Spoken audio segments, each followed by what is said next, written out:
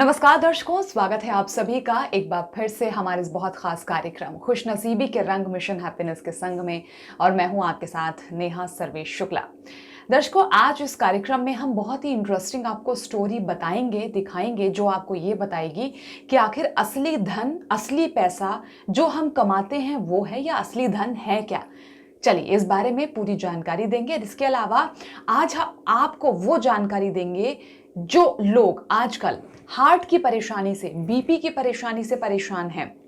तो आपके हार्ट का, बीपी का, कोलेस्ट्रॉल का इंश्योरेंस है वो नुस्खा कौन सा है आपको थोड़ी देर में बताएंगे। हमारे साथ पूरी जानकारी देने के लिए मौजूद है मिशन हैप्पीनेस के सदस्य सर। जय माता दी, नमस्कार। Thank you so much. God bless everyone with true knowledge of life, with peace of mind, and with protection of God's blessings. Sir आजकल ना हाई पैसा इस जिंदगी में ना हमें पैसे के अलावा कुछ दिखाई ही नहीं देता है। हाँ ठीक है, पैसा बहुत कुछ हम लोगों के लिए मदद करता है, लेकिन अगर हम सर कुछ उदाहरणों को छोड़ दें तो पैसा आने के बाद व्यक्तित्व बदल कैसे जाता है, यानी कि पैसा व्यक्तित्व को बदल कैसे देता है। देखिए, चाहे हमारे व्यूअर्स हों, चाहे हमारे फ्रेंड्स हो, कोई भी हों, ये बहुत इंपॉर्टेंट है कि पैसा बहुत इंपॉर्टेंट है। पैसा भगवान का एक रूप है, लेकिन वो पैसा आया कहाँ से और कहाँ जा रहा है। पैसा माया भी बन सकता है, माया मैंने वो पॉइजन भी बन सकता है। वही पैसा अमृत भी बन सकता है, जिसे लक्ष्मी कहते हैं। दिवाली वाले दिन माया की पूजा नहीं होती है, लक्ष्मी जी की पूजा होती है।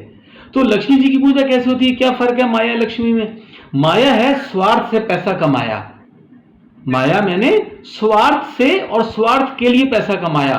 दूसरे का भी will not think about others के उनके साथ क्या हुआ, वो भाड़ में जाते हैं, जाएं, हमारे घर में धन आए, इसे कहते हैं माया। अब ये माया जब आती है अपने साथ ये कला कलेश, टेंशन, कंफ्यूजन, डर, अनइजीनेस और बहुत तरीके के विकार लेके आती है। लक्ष्मी जी जब आती हैं, लक्ष्मी कैसी है? लक्ष्मी को विष्णु जी की पत्नी कहा गया। तो विष्णु जी कौन हुए? जो सबका ख्याल रखते हैं। हमारे पास पैसा आए लेकिन सबका ख्याल रख के आए, सबको विन विन सिचुएशन करके आए, वो पैसा लक्ष्मी बन जाती है। तो लक्ष्मी परमार्थ से आती है, माया स्वार्थ से आती है। तो दोनों के बीच में ये बहुत बड़ा अंतर है।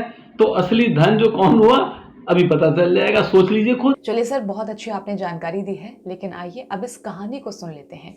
इतनी जबरदस्त ये कहानी है ना कि जब आप इसको सुनोगे ना तो आप खुद सोचने पर मजबूर हो जाओगे। आइए देखिए।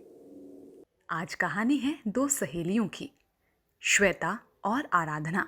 दोनों की शुरुआती पढ़ाई दिल्ली से ही हुई और उसके बाद दोनों ने ही फाइन आर्ट से एमबीए करने का फैसला किया।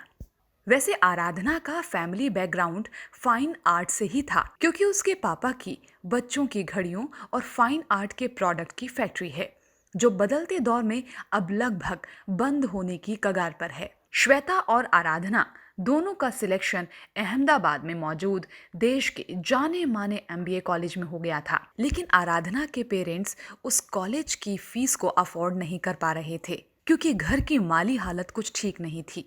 इसीलिए आराधना ने टॉप कॉलेज की जगह घर के नज़दीक दिल्ली के ही कॉलेज में एडमिशन लेने का फैसला किया। जिस फैसले को सुनकर श्वेता बड़ी हैरान हुई और तुरंत आराधना से मिलने उसके घर पहुंची। श्वेता, अरे आराधना, ये मैंने क्या सुना, तूने यहीं पर ही एडमिशन ले लिया? अरे यार, हमारे फ्यूचर का सवाल है, कितना बड़ा कॉलेज है, तू समझती क्यों नहीं है? हम लोगों का करियर संभल जाएगा यार। आराधना, नहीं श्वेता, तुझे पता है ना कि पापा इस फीस को अफोर्ड नहीं कर सकते। और देख, मुझे भी तो सोचना चाहिए ना कि पापा इतने पैसे कहाँ से लाएंगे। और एमबीए तो करना है ना यार, यहाँ से कर लूँगी। और देख, मैं तो कहती हूँ कि तू भी रुक जा। और देख, तू खुद सोचना, तेरे पापा भी इतना पैसा कहाँ से लेकर आएंगे, समझा कर यार। हम दोनों यहीं से ही पढ़ाई करेंगे और यहीं पर अपना करियर बनाएंगे। श्वेता, नहीं यार, देख, मुझे तो अपने करियर के बारे में सोचना है। मैंने तो पहले ही सोचा था कि मैं खूब पढ़ूंगी, लिखूंगी, खूब सारा पैसा कमाऊंगी और खूब ऐश करूंगी। और वैसे भी यहाँ पर रखा ही क्या है? और जब तेरे पापा तुझे पढ़ा ही नहीं सकते तो तुझे पैदा क्यों किया उन्होंने? आराधना, ये कैसी बात कर रही हो तुम श्वेता? श्वेता, चल छोड़, अब ऐसा है ना, जो तेरे मन में आए वो तू कर, लेकिन देख मुझे तो बहुत कुछ करना है, बहुत बड़ा बनना है, खूब सारा पैसा कमाना है, मुझे तेरा नहीं पता। चल ठीक है, जो तेरे मन में आए वो कर। इतना कहकर श्वेता वहां से चली जाती है। एक लंबा वक्त बीत जाता है, दोनों अपनी लाइफ में बिजी हो जाती हैं।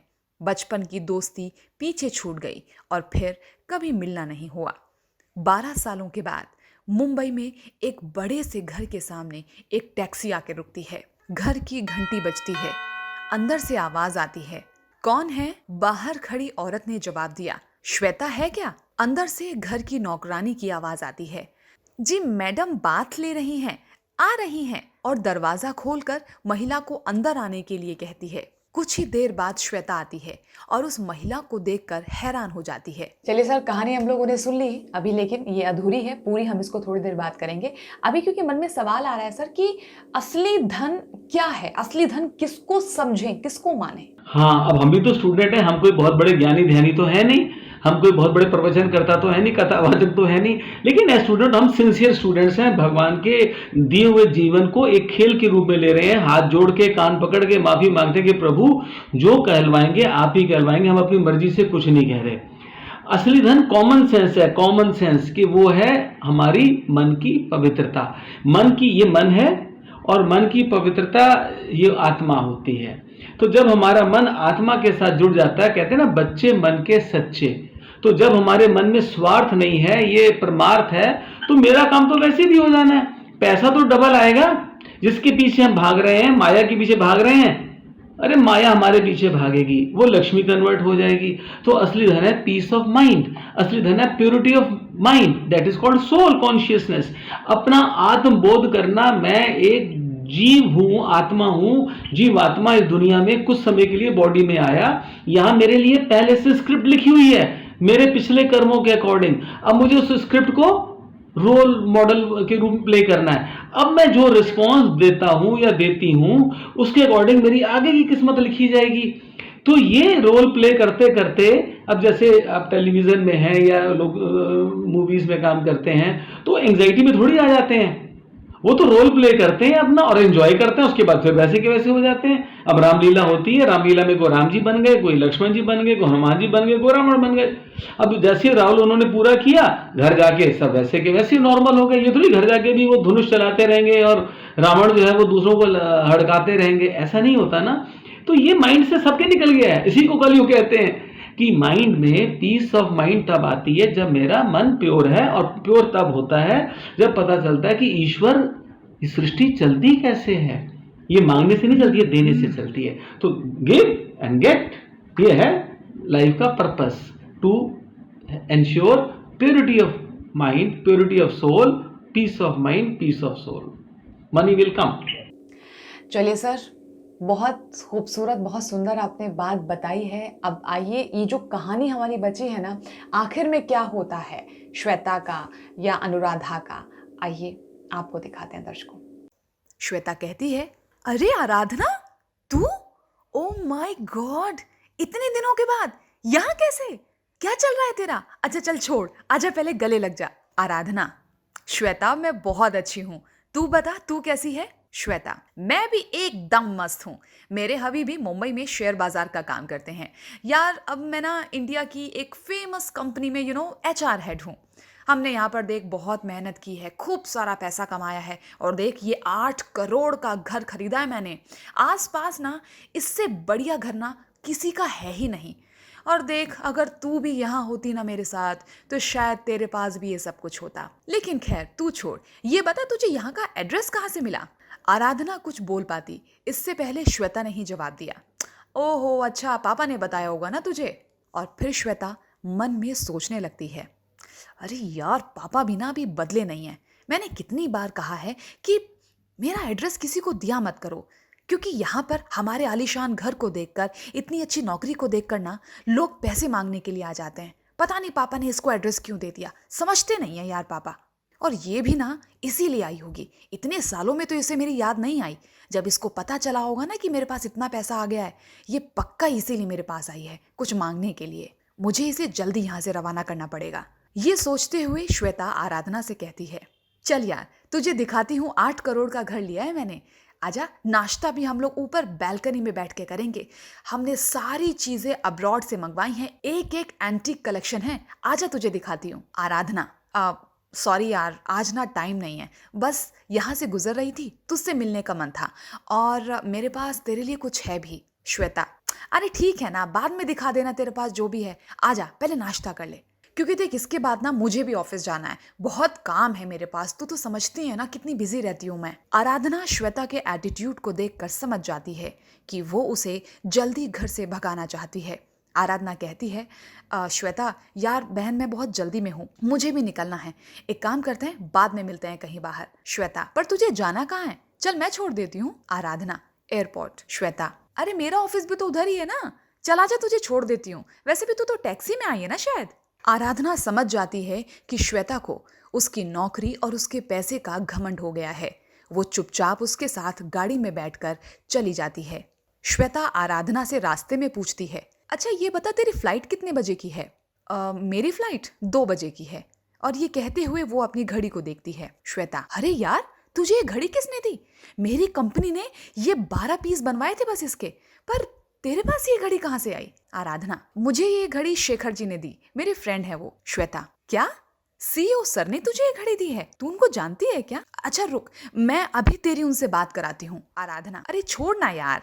श्वेता फोन मिला देती है, घंटी बजती है और उधर से आवाज आती है। हेलो, हाँ श्वेता बोलो। सर, मेरे साथ मेरी फ्रेंड आराधना है, ये बता रही है कि आपको भी जानती है, आपकी भी दोस्त है ये। श्वेता, कौन आराधना यार? किससे बात करा रही हो मेरी? लीजिए बात कर लीजिए। आराधना, हाय शेखर, कैसे हो? मैं बोल रही हूँ। आराधना, आराधना मैम आप? शेखर और आराधना 2-3 मिनट फोन पर बात करते हैं और फिर आराधना श्वेता को फोन दे देती है।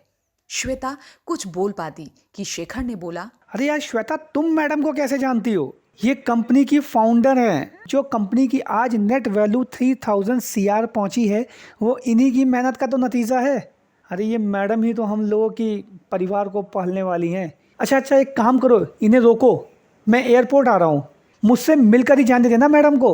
तुम लोग कहाँ पहुँचे हो अभी तक? मैं वहीं आ रहा हूँ, तुरंत आता हूँ। ओके श्वेता, वेट करना मेरा। श्वेता फोन कट करते हुए ये सुनकर जैसे श्वेता के पैरों के तले से जमीन खिसक जाती है। वो सक पकाती हुई बोलती है, आराधना तुम? मतलब सॉरी मैम आप वीएन आराधना मैम है? आराधना, अरे पागल, दोस्त के लिए तो मैं केवल आराधना हूँ और तेरे लिए मैं तेरी आराधना हमेशा ही रहूंगी। वैसे श्वेता, मैं तुझसे कुछ कहना चाहती हूँ। मैंने देखा कि पहले वाली श्वेता में और आज की श्वेता में जमीन आसमान का अंतर है। मैं समझ गई थी कि तू मुझे अपने घर से भगाना चाहती है, लेकिन मैं तेरा प्रमोशन लेटर तेरे पास लेकर आई थी। लेकिन मुझे पता चल गया कि तुझे मुझसे ज़्यादा किसी और की ज़रूरत है। शायद आज पैसा तेरे लिए बहुत कुछ हो गया। चल खैर, एयरपोर्ट आ गया, ऐसा कर यहीं पर गाड़ी रुकवा दे। ये कहते हुए आराधना नीचे उतर जाती है। श्वेता के जहन में कई सवाल छोड़ जाती है। दोस्तों, मुझे लगता है कि ऐसी कहानी अक्सर हम लोगों के आसपास भी घूमती है। जब हमारे पास पैसा आ जाता है, दौलत शोहरत आ जाती है, हम बड़े बड़े घर खरीद लेते हैं, तो शायद हम रिश्तों को भूल जाते हैं। लेकिन हमें ये समझना होगा कि असली धन ये पैसा नहीं, असली धन हमारे अपने हैं, हमारे वो सच्चे दोस्त हैं, हमारे वो सच्चे और अच्छे रिश्तेदार हैं, हमारे सगे संबंधी हैं जो हमेशा हर पल हर वक्त हमारे लिए खड़े रहते हैं। लेकिन पैसों की चादर के तले, पैसों की गर्मी के तले हम उन्हें भूल जाते हैं। उम्मीद है इस कहानी को सुनने के बाद हम सभी के जीवन में बदलाव जरूर आएगा, क्योंकि समय किसी को नहीं छोड़ता, वो किसी न किसी को कभी ना कभी मौका जरूर देता है। सर, कहानी हम लोगों ने पूरी देख ली है, लेकिन इस बीच मेरे मन में एक सवाल ये आ रहा है कि आजकल ना हर इंसान पैसे के पीछे ना बुरी तरह से पागल हो गया है। अब मैं आपसे ये जानना चाह रही हूँ सर कि किन लोगों के पास माँ लक्ष्मी, यानी किन लोगों के लिए माँ लक्ष्मी धन के भंडारे खोल देती है? कौन है वो लोग, कैसे होते हैं वो लोग? भी कॉमन हम देखिए, हम तो अपने कान पकड़ के कह रहे हैं पूरे हम्बलनेस के साथ, मॉडेस्टी के साथ, विनम्रता के साथ। हमारे पास जो बिजनेस है वो मेडिसिन का बिजनेस है। ये एक पहले भी बताया, ये प्रोडक्ट है, ये हर्बल प्रोडक्ट। वैसे हमारे मोस्टली प्रोडक्ट एलोपैथिक भी हैं, हर्बल। अब इस हर्बल प्रोडक्ट में हमने ये पेशी आर्क ऑफ अर्जुना, त्रिकटु, गोखरू, कार्डमम और गार्लिक, ये ब्लड प्रेशर कम करने के लिए, बैड कोलेस्ट्रॉल कम करने के लिए और हार्ट की मसल्स को स्ट्रांग करने के लिए है। 1 टैबलेट बीडीज की डोज है। अब इसकी कॉस्ट रखी गई है सिर्फ 6 रुपीज पर कैप्सूल। कितने का हुआ? 2 कैप्सूल पर डे के हुए 12 रुपीज। एक महीने में लेने हैं 60 कैप्सूल, 30 डेज, एक कैप्सूल दिन में 2 बार, तो 60 कैप्सूल हुए 360 रुपए के।